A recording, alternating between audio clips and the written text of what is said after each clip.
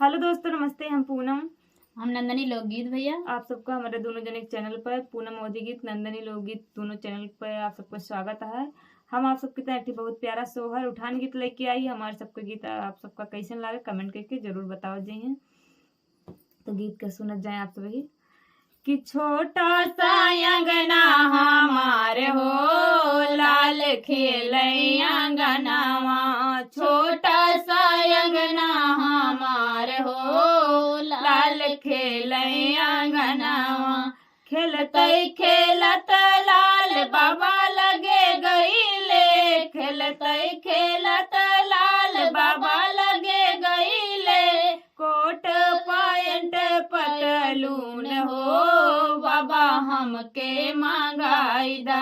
कोट pant पतलून हो, बाबा हमके मंगाई दा।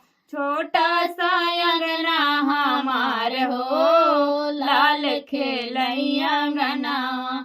खेलते खेलत लाल पापा लगे गईले, खेलते खेलत लाल पापा लगे गईले।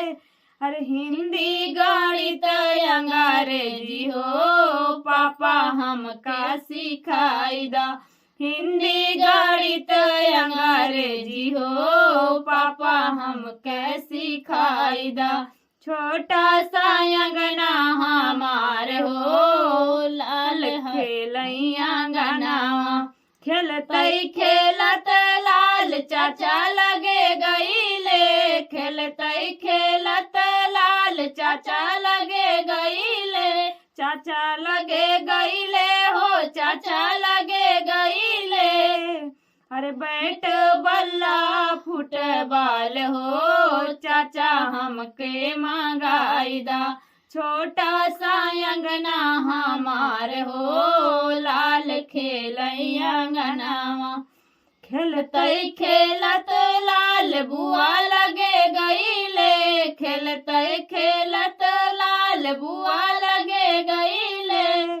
अरे गारी मुरारी अनवाद हो, बुआ हमके सिखाई दा। गारी मुराही अनवाद हो, बुआ हमके सिखाई दा।